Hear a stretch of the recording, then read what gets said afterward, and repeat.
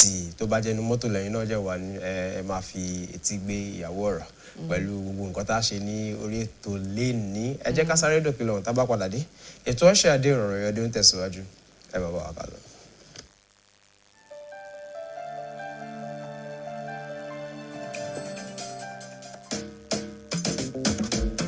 Before to see a doctor, you must pay money first.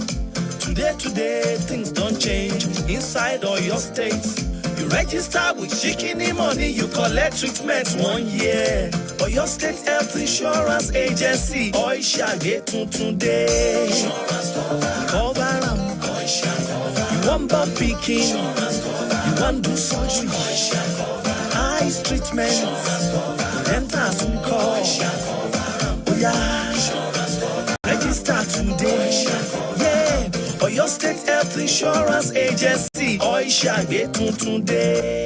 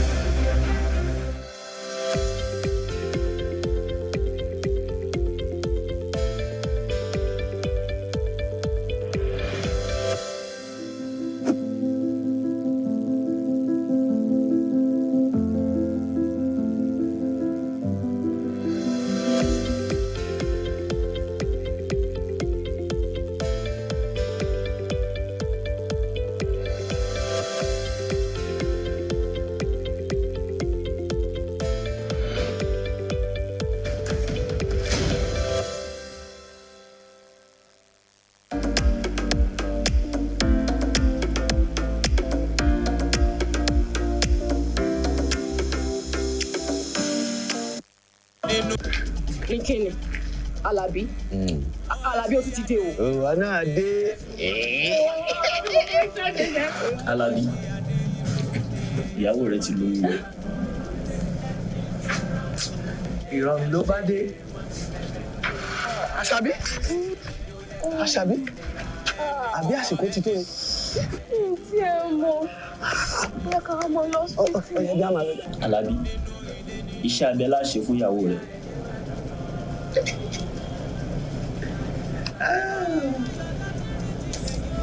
Ìrọ̀rùn ló bá dé.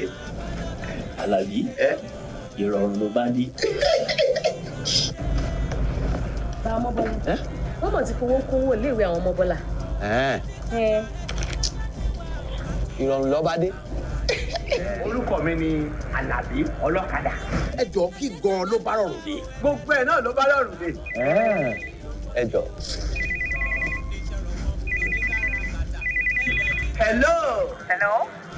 Káàdì Oyshia àti ìṣàgbàtẹ̀wò fáwọn obìnrin ó ti wà nílẹ̀ báyìí kẹwàá gbàgbà.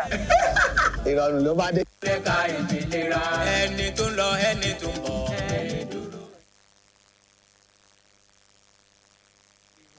òun ni ó bá dé ní ìpínlẹ̀ Ọ̀yọ́ lè máa wò pé kí ló bá rọrùn dé gbogbo ẹ̀ náà ni ó bá ìrọ̀rùn dé gbogbo nǹkan tá à ń ṣe kí ìrọ̀rùn ni òun ni ó bá dé orí ètò Oyshia dé Irorun Oyo dé òun náà ni ẹ ṣì wà fún ẹ̀yin tẹ́ ṣe ń darapọ̀ mọ́ wa ẹ lè máa wò wá náà lórí ẹ̀rọ Facebook àti YouTube ẹ jẹ́ lè máa gbọ́ wa ní Olúyọ̀lé FM Majulete FM àti Òkè Ògùn FM láàárẹ̀ a sọ pé a ó gba àlejò wa náà ti wà pẹ̀lú wa ń bí àwọn ni Director of Marketing Oyo State Health Insurance Agency Mr. Stephen Dauda. Mr. Dauda akínyìn láàárẹ̀. Ẹ káàárọ̀ gbogbo tó ń gbọ́ wa tó ń wò wá nílé ẹ káàárọ̀ lẹ́ẹ̀kan sí àsìkò ìparí òpin ọ̀sẹ̀ tó lọ bó ti ẹ̀ jẹ́ pé bọ́sẹ̀ ṣe parí náà ló ti parí. Mo sì kí wa káàbọ̀ sínú oṣù tuntun oṣù kẹjọ ọdún oṣù ayọ̀ oṣù ìdùnnú oṣù ìṣelógo ló máa jẹ́ fún gbogbo wa. Mr. Stephen Dauda, we are going. I want us to start from the 150% increase or deduction for civil servant this morning, because there are lots of questions and phone-in from them. Majority of them don't really understand what is going on. And is there a difference from it and the 5%? Okay, yeah, there's a slight difference. Oh, okay. Now, the 150% increment, how did we come about that? Okay. Or how did we get to that level? Okay, now, health insurance all over the world, to fix the premium is as a result of actuarial studies. Not that somebody or some group of people will just sit somewhere.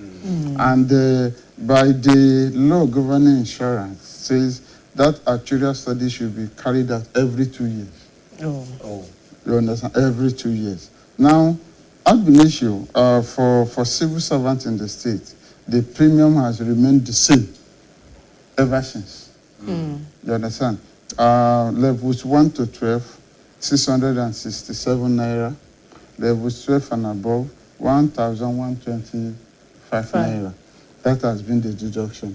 And we have done series of actuarial studies. If you remember, at a point, members of the public coming to join the scheme, from 8,000, we graduated to 13,000 for them. That was a result of actuarial studies. And after 2 years, another actuarial studies was done. It was moved to 18,250. Right? That of civil servants remained the same. So the last actuarial studies actually says over 40,000. But again, we came back home to look at the purchasing power. Because one thing is actuarial studies says this, that's science.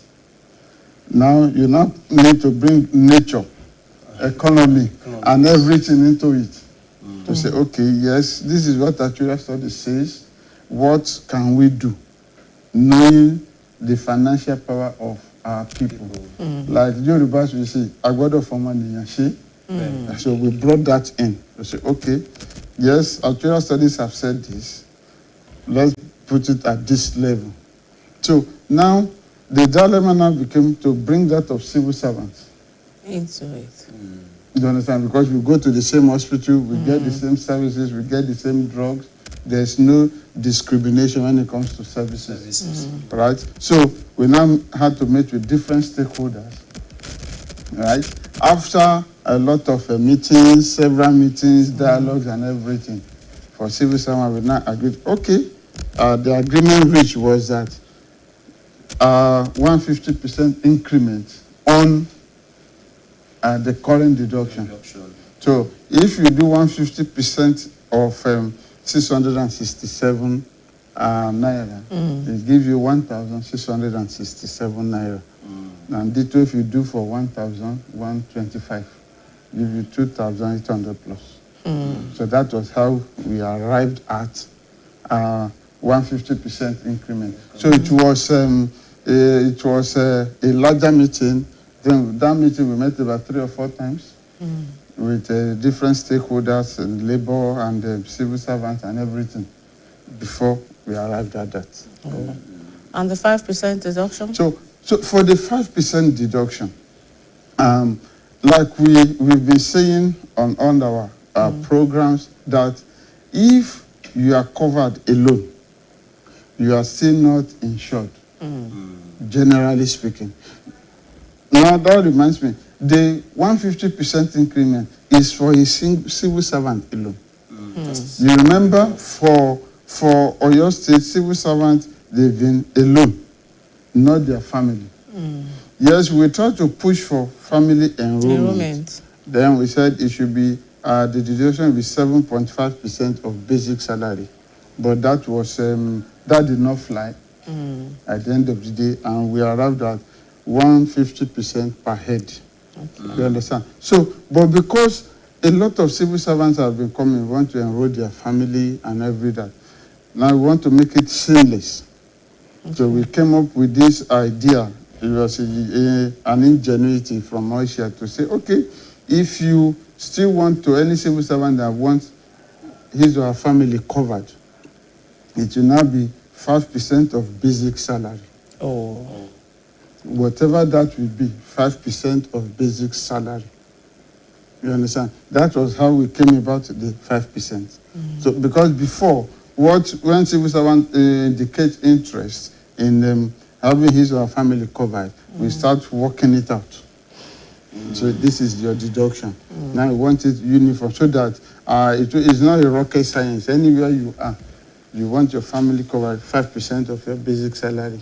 And what it simply means is whatever your 5% is, it covers you, your spouse, and 4 children. Provided the 4 children are below 21 years old. That's all. Mr. Dauda. Mo fẹ́ kí bá wa yọ̀ lọ́nà àǹfààní máa fẹ́ kẹ́ kó pọ̀ rí ẹlòmíì tó lè máa wà láàárọ̀ tí ò kí ń ṣe òṣìṣẹ́ ìjọba ó lè máa wò pé ṣé òṣìṣẹ́ ìjọba ni ètò ìwà fún àǹfààní wo ló wà lórí pé kíyàn yálà òṣìṣẹ́ ìjọba àbí kò ṣe òṣìṣẹ́ ìjọba kó wà lórí ètò àbójútó kankan.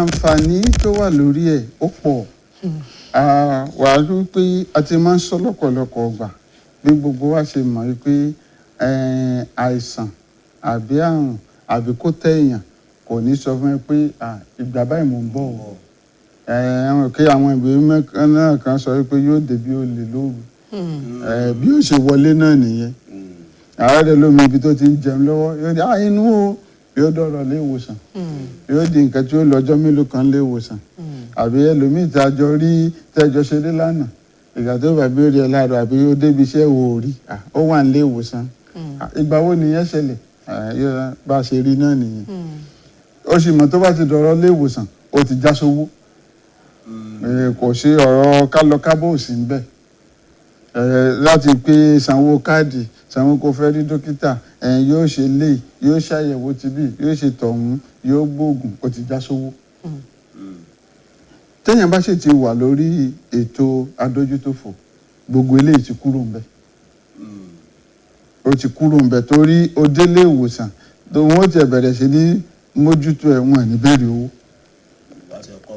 wà á kọ́kọ́ gbàtọ́jú bó tiẹ̀ yìí sì nǹkan tá à ń sọ pé co-payment wó tiẹ̀ kọ́kọ́ gbàtọ́jú kan tó bẹ́ẹ̀ sọ̀rọ̀ pé wà á san díẹ̀ kún wà á kọ́kọ́ gbàtọ́jú yẹn ara àǹfààní ìyẹn gan mo fẹ́ lè sọ pé àǹfààní tó ga jù lórí ètò adójútòfò ó dàbí ìwọ tó wọlé oúnjẹ ebi ń pa ẹ́ wọn kọ́ ní ẹ̀sánwó kẹ́ tó jẹun ṣùgbọ́n ebi àyíbáyé yìí méjì lẹ́wọlé ebi ló lé èyí méjèèjì débẹ̀ ẹnìkẹ́ni máa kọ́ ní ó sanwó kó tó fún un lóúnjẹ ṣùgbọ́n wọ́n kọ́ gbóúnjẹ sí ẹwájú tó kọ́kọ́ jẹ́ ná kó tó bẹ́ẹ̀ sọ̀rọ̀ owó èwo ló ṣe jù nú méjèèjì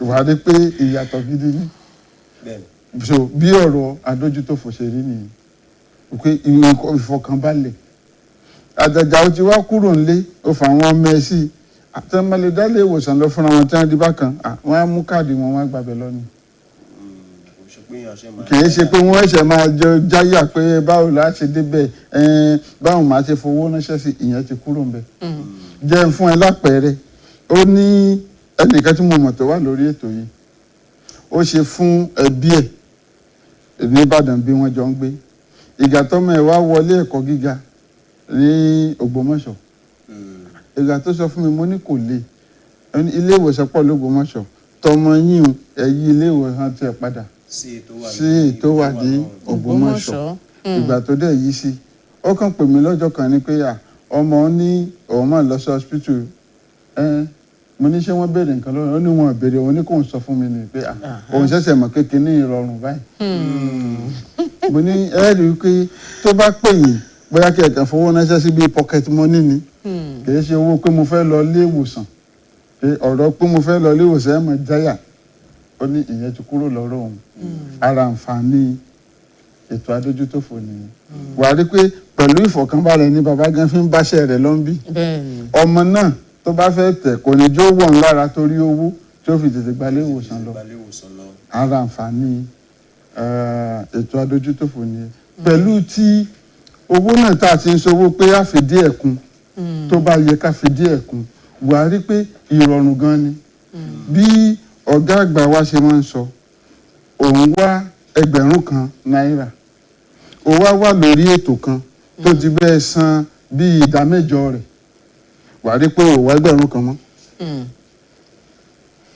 wà á rí pé ó ti rọrùn ara àǹfààní adójútòfò nìyẹn wà á rí pé kò le rárá ìrọ̀rùn ni. Ìrọ̀rùn ló bá dé ní tòótọ́. On the Irorun ló bá dé aspect that you mentioned just now, there was a scenario last week. One woman came and she was like, she's a civil servant and they are deducting her money, but her husband had an accident. She wants to make her husband to use her own health insurance because she has not been using it since they started deducting her money. Is that feasible in health insurance? It is not. The question is, or the answer to her question is the husband enrolled? No. If you are not enrolled, you don't have access. And it is not transferable. And even if you are your money has been deducted over the years and you did not enroll, you also not have access. So deduction is different from enrollment. Deduction is different. In this case now, we are talking about three different things. Yes, she is enrolled. Her money is being deducted. She has not gone to the hospital for long. Or maybe she has grace. She has not fallen ill. But again, we do say, even if you don't fall ill, because we don't even want you to fall ill in the first place, periodically there are some basic tests you need to go and do so that you know your health status. That is one. Then two, you are enrolled. Your husband is not enrolled. Your husband cannot use it. You are enrolled. Your children are not enrolled. They cannot use it. It is meant for the person that is enrolled. And again, because you have not been using it and your money is being deducted, when you're on the scheme, it is no longer about you alone. When you fall ill, there are a lot of things to be done. It is not your money that is being deducted. Your money being deducted will not even cater for what you are being treated for. It's like you are in a cooperative, right? The cooperative will say, if you can get as loan double what you have saved. At that point, your money is still there. The loan you are given, you have to repay, but it's not that loan you are being given, it's not your money. It is the commonwealth of everybody in that cooperative that owns that money. So you can also look at health insurance in that regard. When you are being treated, it's far beyond what we displayed on Wednesday to members of the organized private sector. When you enroll with 21,000 naira, you have access to treatment of 1.5 million. Is it still same your 21,000 naira? No, it's not beyond that. So it is also money from others that are not using it that we are pulling together to take care of you. Máa fẹ́ kí torí ọ̀rọ̀ tẹ́sán sìn fún àǹfààní àwọn tó ń wò wá nílé bóyá òṣìṣẹ́ ìjọba kò ń ṣe òṣìṣẹ́ ìjọba pàápàá jùlọ òṣìṣẹ́ ìjọba máa fẹ́ kẹ́ bá wa yànnà náà Yorùbá pé wọ́n yọ owó mi kò túmọ̀ sí pé mo ti fowó kan lẹ̀ lórí ètò mo fẹ́ kí torí ọ̀rọ̀ yẹn mo rí pé ó ṣe pàtàkì púpọ̀. Nǹkan tá à ń gbìyànjú láti sọ ni pé ètò adójútòfò ìlera ó ní ìlànà tiẹ̀. Bẹ́ẹ̀ ni pé àkọ́kọ́ wọn tó bá jóṣìṣẹ́ ìjọba àbí o járàlú ó ń ṣiṣẹ́ iléeṣẹ́ kan wàá san owó mọ̀dàmọ́dà tiẹ̀ tá a mọ̀ sí premium tí wàá fi darapọ̀ mọ́ ètò.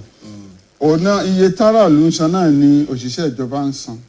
Ìyàtọ̀ bẹ̀ ni pé tòṣìṣẹ́ ìjọba wọ́n ń yọ ní owó wọn lóṣooṣù. Iye wọ́n ń yọ tá a bá ṣe pọ̀ iye kan náà ló kú sí. Pẹ̀lú tí àwọn tààrà tá ń sọ. Bẹ́ẹ̀ ni iye kan náà ni. Abalabẹ̀ yẹn ti yanjú báyìí. Now wọ́n wá ń yọ owó ẹ̀ ó yàtọ̀ sí pé kó o forúkọ lẹ̀.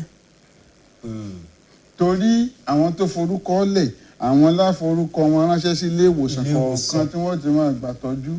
Tá bá wá ń yọ owó ẹ̀ tó wá forúkọ lẹ̀ kò sorúkọ tí ó dọ̀ délé ìwòsàn. Wà á rí pé ó ti yàtọ̀. So wọ́n ń yọ owó o tún gbọ́dọ̀ wá forúkọ sílẹ̀. a ti ti pé ọmọ oríṣiríṣi ọ̀nà tá a lè gbà forúkọ lẹ̀ tó o bá fẹ́ kúrò lọ́fíìsì àdílé ẹ̀ lórí ẹ̀rọ ayélujára wa o lè gbàgbé forúkọ lẹ̀ àbí kó wá sọ́fíìsì wa wá ṣe ó ti rọrùn then ẹ̀wọ̀n yọwọ́ ẹ̀ o forúkọ lẹ̀ ṣùgbọ́n ò lọ ilé ìwòsàn láti ẹjọ́ ẹ̀ ó wá ní ọkọ rẹ̀ ó tẹ̀dé àbọ̀mẹ́ ṣó lè lọ lórúkọ ẹ̀ kò sáàyè rẹ̀ torí kò sórúkọ wọn lórí ètò ẹni tí ó bá ti sorúkọ ẹ̀ lórí ètò kò lè láǹfààní sí ètò. so mo gbọ́dọ̀ fọkọ lẹ̀ ó di dandan orúkọ mi lọ ilé ìwòsàn ó di dandan tó di pé mo láǹfààní sí ìtọ́jú. túláàsì. ẹ jẹ́ kí a dánu dúró díẹ̀ ká sáré dókè lọ tá a bá padà dé ètò Oyshia dé Irorun Oyo tó ń tẹ̀síwájú ẹ bá wa kálọ.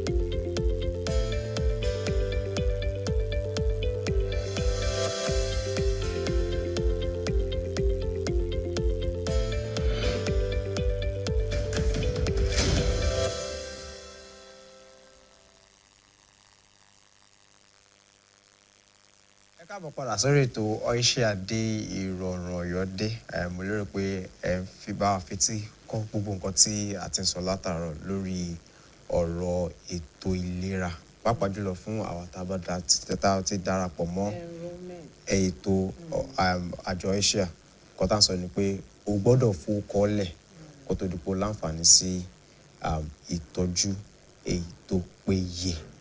Mr. Dauda ní ṣókí mo kàn fẹ́ béèrè kan kẹ̀kan bá sáré ṣe pápápá ni àwọn tó bá fẹ́ fowó kọ́lẹ̀ tó jára ta ọ̀nà wọn náà lè gbégbà àti sọ̀tọ̀ ti ṣẹ́ ìjọba tààrà ta nǹkan.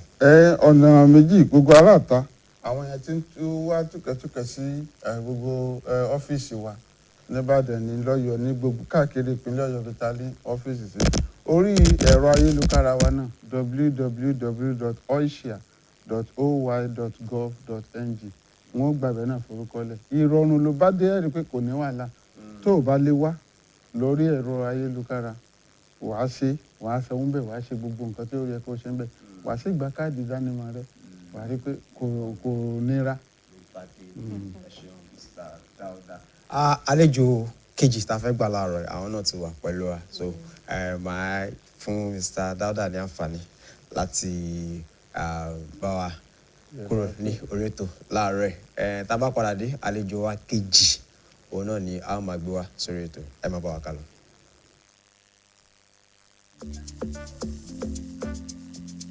Oyo kí n ti dé ọ̀dọ̀ dókítà. Ẹ káàárọ̀ ṣé mo lè jókòó mọ́ ẹ ṣé o. Kí tiẹ̀ wá pé àwọn ará Oyshia fẹ́ béèrè nípa ìtọ́jú ojú mi bí mo bí ń ṣe rìn ní ibi tí wọ́n tún ní lọ yìí. Hello, ẹ káàárọ̀ ṣé Oyshia nìyẹn. Ẹ káàbọ̀ sí iléeṣẹ́ adójútòfò ìlera tìpínlẹ̀ Ọ̀yọ́. Orúkọ mi ni Dámilọ́lá. Ẹ jọ̀ọ́ kí ni orúkọ yín àti ibi tẹ́ ẹ ti ń pè wá? Ẹ ṣé bá orúkọ mi ni Ọláyíwọlá Lateef láti ìlú Ìbàdàn bíbá náà ni. Ẹ jọ̀ọ́ kí ni a lè ṣe fún yín ní òní? Mo fẹ́ ṣe ìtọ́jú ojú mi ni. Mo wá sí hospital bí tí mo ti ń tọ́jú ara mi.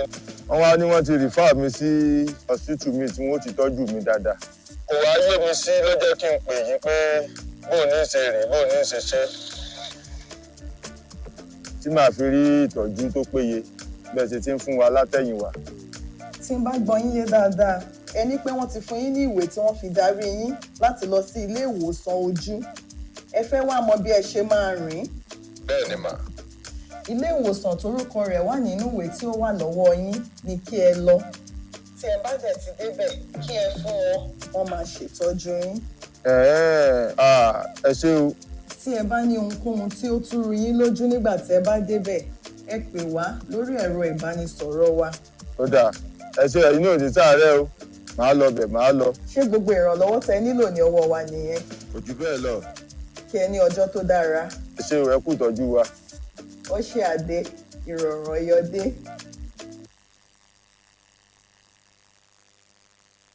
Irorun Oyo dé mo kí wa káàbọ̀ padà lẹ́ẹ̀kan sí ẹ jẹ́ má gbàgbé lè darapọ̀ mọ́ wa náà lórí ẹ̀rọ ayélujára Facebook àti YouTube àti BCOS television. Àlejò mi kejì wọ́n ti wà kalẹ̀ orí ni wọ́n ṣe àìmọ̀ fún olóko wa àwọn náà ni akọ̀wé àgbà àjọ Oyshia dókítà Ṣọlá Àkàndé. Dókítà ẹ káàárọ̀. Ẹ káàárọ̀ wọ́n yá kó ẹsẹ̀ mi jọ nítorí bàtà rẹ tí mo rí ìtẹ èṣù pani. Iṣu gbẹngbẹ. Èṣù pani olóje nkẹsẹ̀ mi mọ́ra bá wọn pé èmi èsì iṣẹ́ ìṣùkọ́ wọn bá lọ tẹ̀mí wó. Ẹ̀jọ ó dúró fún ìbẹ̀rẹ̀ tuntun bá a ṣe rí nínú ìwé mímọ́ nìyẹn. Gbogbo ẹ̀yin olùgbọ́ wa ẹ̀yin tẹ̀ ń wò wá níbikíbi káàkiri àgbáyé ìbẹ̀rẹ̀ ọ̀tun ni ó jẹ́ fún wa nínú oṣù lágbára Ọlọ́run. Gbogbo àkùdé tó kù oṣù kìíní kejì tó fi dé keje ẹ gbàgbé rẹ̀. Ìwé mímọ́ ní pé ẹ gbàgbé ohun tó ti kọjá lọ. Ọlọ́run ìpinnu tó ní pẹ̀lú wa ní pé òun ó ṣe ohun tuntun. Ó ní a sì rí lágbára Ọlọ́run nǹkan ayọ̀ táyé ó rí tí wọ́n bá wa yọ̀ yóò ṣẹlẹ̀ sí wa nínú oṣù kẹjọ yìí. Ẹ já fọkàn balẹ̀ ìgbàgbọ́ wa nínú Ọlọ́run ẹ má jẹ́ kí ó yí padà. Ó kù díẹ̀ káàtó ni o ìbéèrè yìí ni o Ọlọ́run nìkan ni kò sí èèyàn tó lè mú lè ríṣẹ́. Ọlọ́run ó lò èèyàn fún wa ni nínú oṣù yìí Ọlọ́run gbé ìrànwọ́ dìde fún ọ. Ọlọ́run ló èèyàn fún ọ gbogbo ibi tá a ti ń sunkún ayọ̀ yóò wọ ọbẹ̀. Ẹ ṣeun tẹ́ ń darapọ̀ mọ́ wa ẹ̀yin atọ́kùn náà lọ́tún lósì Ọlọ́run mọ́ bá yín ṣe o ojú òní tì yín ilé àtọ̀nà yín yóò mọ gbèrú sí i ni o bí a ṣe ń gbìyànjú láti jẹ́ kí adójútòfò kó kárí ilé kó kárí oko ààbò Ọlọ́run yóò dájú lórí wa. Ẹ ṣeun ọ̀gá Dáúdà náà tó sì dìde bíbáyìí ẹ kú yànjú o Ọlọ́run mọ ràn yín lọ́wọ́. Àmọ́ bóyá ká gbàdúrà fún olórúkọ Jésù tàbí ká sọ wípé yá kaná búdù wá yá kaná sáyé nítorí orúkọ rẹ̀ ń gan irú orúkọ téèyàn kéèyàn mọ jẹ́ ẹ ṣeun yóò dáa fún ọ tí ó pọ̀. It's really wonderful having you this morning. The monthly admonition and blessing I always look forward to it. God bless you, sir. Thank you so very much. Yes, sir. Now let's go. Yes, last week was very busy for Oyshia. The last part of last week you were you're for a training and what prompted this? Okay, you know that we had what looked like a twin engagement I think last week thereabout. We started on a Wednesday and that was a meeting with organized private sector. The first thing is to show that health insurance is for every resident of Oyshia. You know, sometimes you have people calling and still talk about is it for civil servant alone? It is not. From inception, and that's why Oyshia scheme has been unique from the beginning. From the inception, we started the scheme for every resident of Oyo State, whether you're in informal sector, civil servant, whatever the strata of the society you belong to, you must be covered. So we had meeting with organized private sector, companies, groups, churches, institutions, to be able to bring them to par about the changes in insurance as we have today, starting from premium 21,000, which used to be 18,250. So for a year, you buy the insurance 18,250, and then you can begin to receive care like it's free. We need to let them know that family plan of 4 is now 63,000, and family plan of 6 is now 94,500 thereabout. Of course, we let them know that pregnancy plan, if you are pregnant before you think insurance, is 108,000 per annum, and you can buy, and then of course our top-up plan. And of course, again, we let them know that they have an optional plan for the family, like we have in civil service, 5%, So also various companies too, we can get them on family plan with deduction from their salary, a certain percentage, relativity to what civil servants, are getting. So the first thing we wanted to see is the fact that look at insurance for all the changes. And of course, again, we had conversation with them on co-payment of 50% for people on chronic illnesses, for secondary services, we started about a month ago. We made them to know that, again, we are laying emphasis on family enrollment now. The fact that if you are the only person enrolled, your family is still not covered. If something happened to any of your children, you still have to go look for money to take care of them. Something happened to your wife, if you're a responsible husband, you still need to go and take care of them. So these are some of the conversation we had. And again, to take some feedback from them, because there's no perfect system, there's no perfect insurance all over the world. You continue to have engagement. Health insurance anywhere in the world is a growing concern, and those were some of the conversation. We made them to know again about the changes that will come to capitation increase, of course, and then of course the change that has come, into a tariff for various level of care, generally. So then we proceeded to now engage our provider. So the first one is an engagement with enrollees. So it's an enrollee forum, particularly now for the organized private sector, former people. So we now started this training for service provider, because two things we always show that an insurance scheme is doing well. Number one is re-enrollment rate, and of course the second one is satisfaction, with service delivery. And as a matter of fact, the two of them are rolled into one. If service delivery is fantastic, re-enrollment will go up. And that's why we must have a continuous engagement with providers. So we put together public providers, and primary care center, public providers at primary care centers, public providers at general hospitals and state hospitals, to be able again to now tell them about changes, that has come in, again, to train them on the use of electronic medical record system, again, to encourage them about, and then let them know incentives that will come in, as we begin to comply, with some of these changes, we put into place. Of course, again, we let them know that somewhere from November, there will be increase in capitation to various hospitals. And of course, that again, we encourage them to improve on service delivery.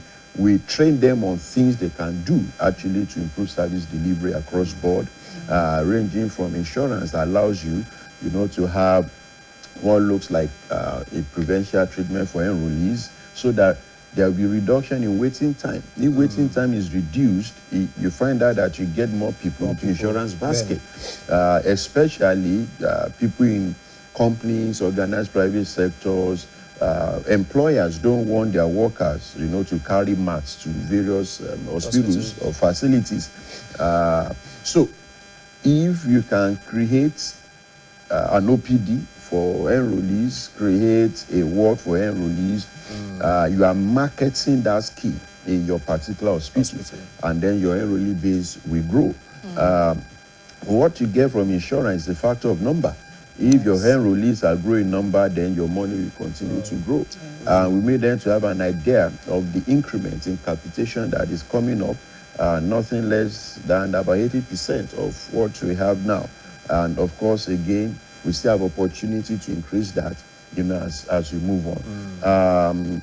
We again taught them on how they can relate with various diagnostic centers, with relative to our various enrollees, so that enrollee, the monitor will not go and do tests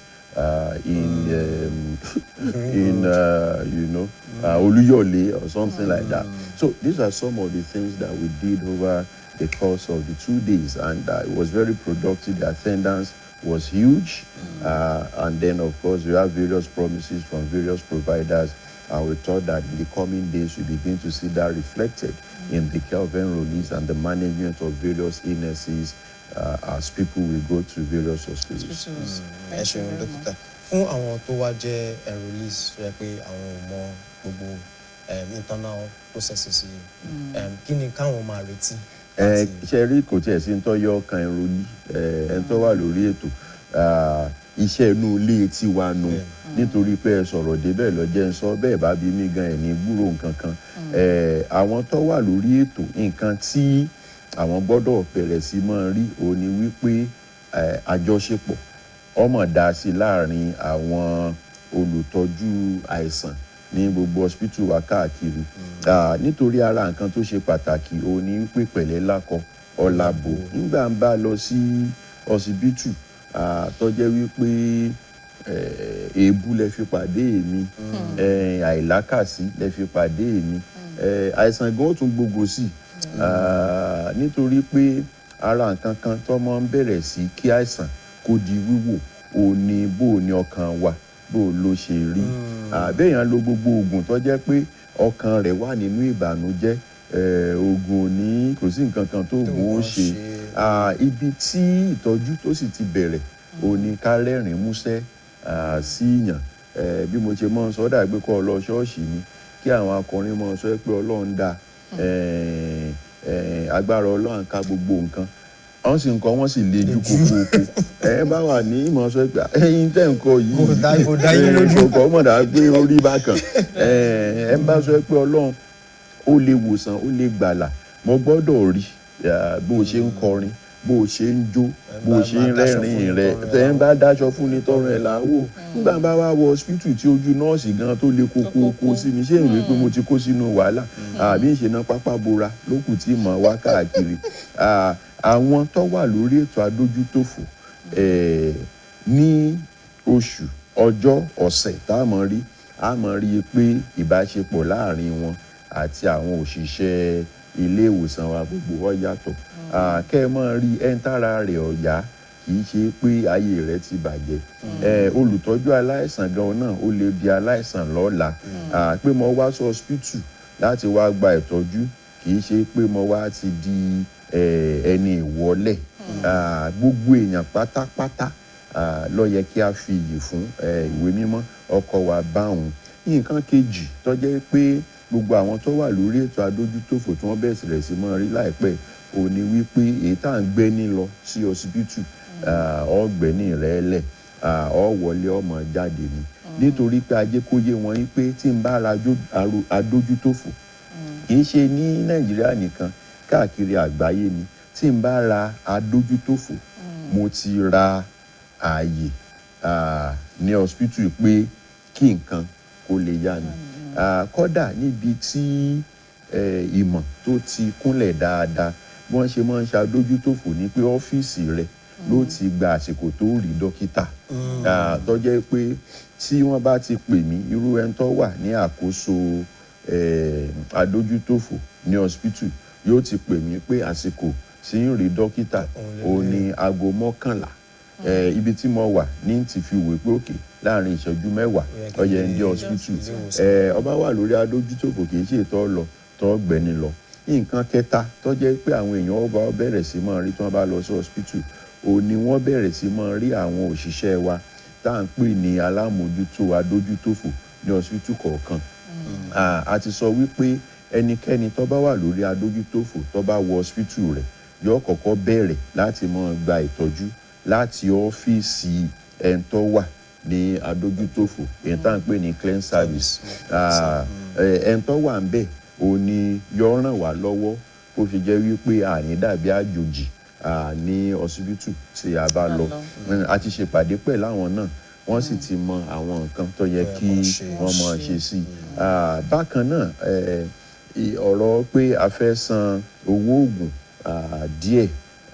ìdá 50 nínú gbogbo ohun tó yẹ kí a ṣe yẹn a ti sọ fún wọn bí wọn ó ti máa ṣe kódà ẹnìkan béèrè ó ní ààtò ṣé kínní èrú ò ní wà ń bẹ́ẹ̀ pé ńgbà bá lọ sí hospital tí wọ́n bá ní pé gbogbo owó oògùn mi 50 ni tó sì jẹ́ pé gbogbo oògùn gan kò ju 25 lọ 25 ìpètò bóun lòun ó wàá ṣe mọ̀ àwa sọ pé kò lè rí bẹ́ẹ̀ nítorí pé owó tí wọ́n bá fẹ́ san inú àsùnwọ̀n adójútòfò lọ́sàn-án sí nítorí náà àwa sì mọ iye tó yẹ wọ́n gbà lọ́wọ́ rẹ̀ òun ló fi jẹ́ pé àfẹ́ kéèyàn san sí hospital ibẹ̀ ni èèyàn jẹ́ yẹn ló lè ti wà ṣùgbọ́n tí wọ́n bá ti san sọ́dọ̀ wa a ti mọ̀ yí pé tó lóòótọ́ iye tó yẹ kó san lọ́yọ̀ san tí wọ́n bá gbà ju iye tó yẹ kó gbà làwọ̀ ó ti mọ̀ owó á dá padà fún ọ á sì ná hospital yẹn ní ọ̀rẹ́ nítorí pé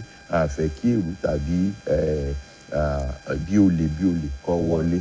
ẹ ṣeun dókítà tẹ̀mítọ́pẹ́ kó tó béèrè jẹ́ kí n ṣí ojú òpó sílẹ̀ fún àwọn tó bá fẹ́ pè wá wọlé láàárọ̀ nọ́mbà tẹ̀lé pè sí ní 08053893177 08053893177 tàbí 09071606375 09071606375 ẹ jẹ́ lè pé 07086825197 07086825197. Sir, thank God you made mention of the co-payment plan.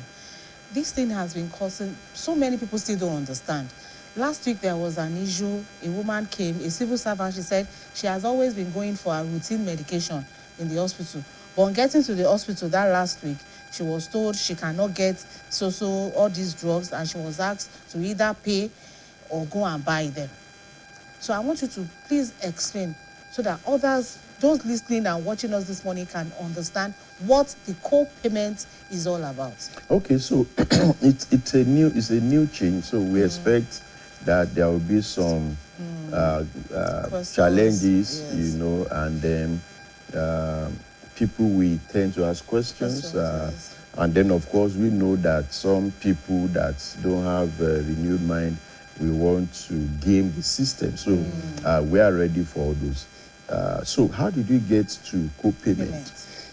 Our premium of 21,000 bacteria actually should not be less than about 45,000. That's the actuary actually. And the truth of the matter is that if you are not doing a private insurance and you want to ensure universal coverage, you have to think about the purchasing power of the people. And then because of a scheme that has been existent for years. Hello, Ekaro. Sorry, sir. Bẹ́ẹ̀ni, kí lorúkọ yín àti bulletin pè wá? Okay, kí ni ìbéèrè yín mà?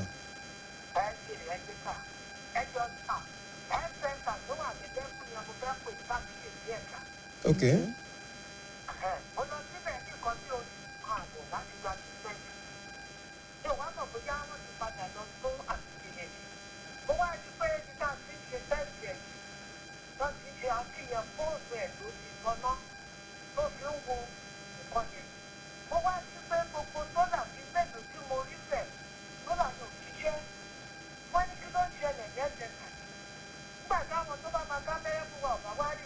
Abio.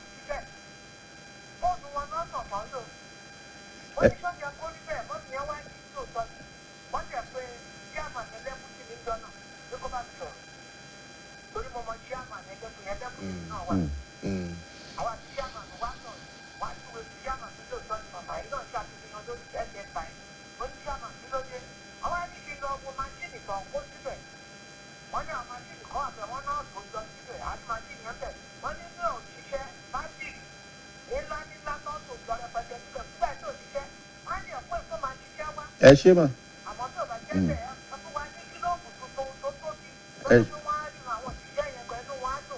Ẹ ṣé mà.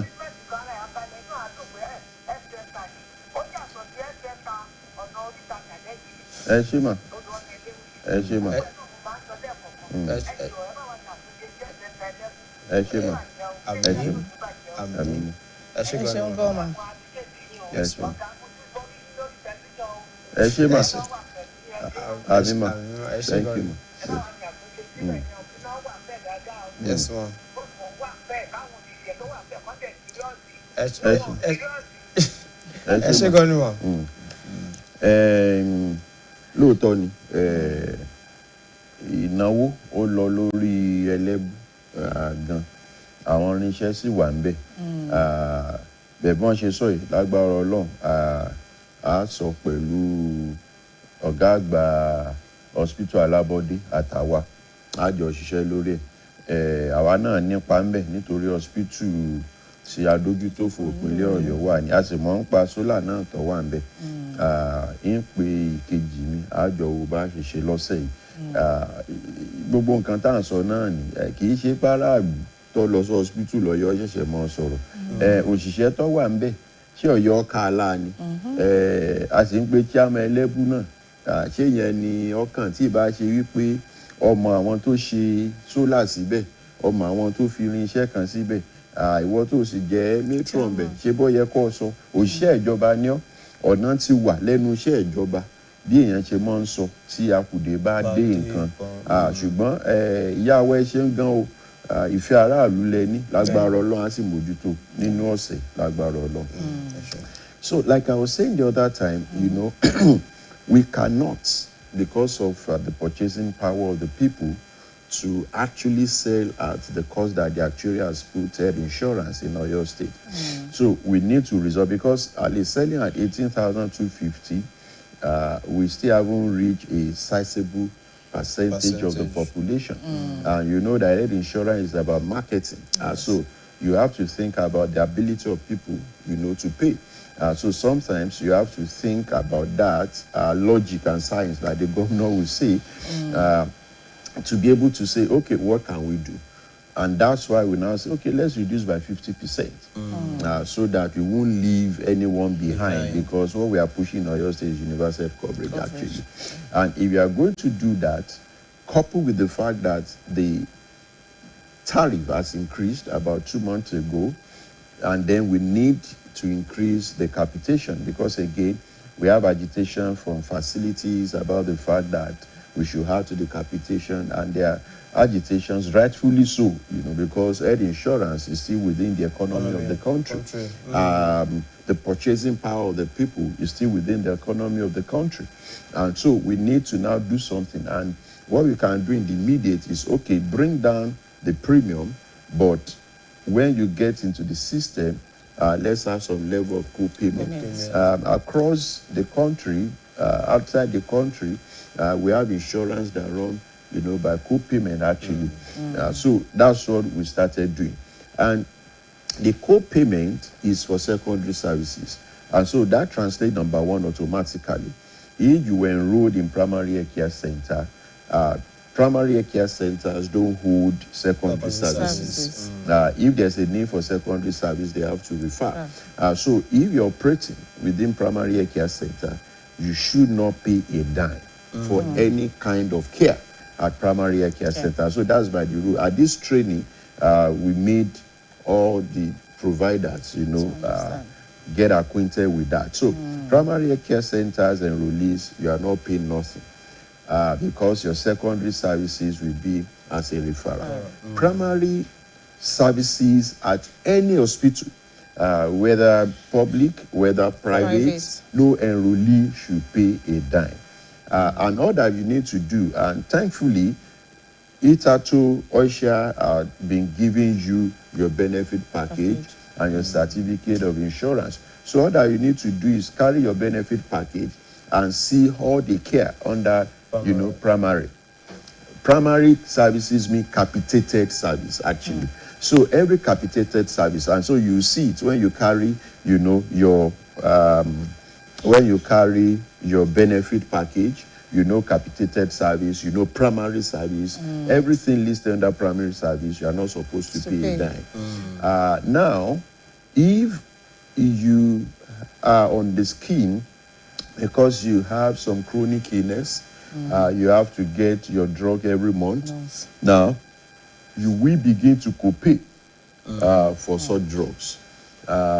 Again, even if you are hypertensive and you're on primary care center, you will still not co-pay, because at primary care center, they give you basic antihypertensive, basic anti-diabetic drugs, basic arthritis drug. So that much would let them know at the training.